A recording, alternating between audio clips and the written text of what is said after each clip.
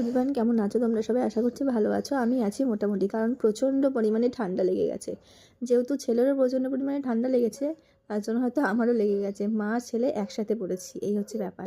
তো সকাল সকাল এই যে মাছ দেখিয়ে ভিডিওটা স্টার্ট করলাম। আর জানি মাছ নাকি শুভ, বড়দের মুখে শুনেছি। তো এই যে পাবদা মাছ আনা ছিল, সেটাই এখন বার করে নিলাম ঠান্ডা কাটানোর জন্য। একটু আমাকেও দেখিয়ে দিলাম।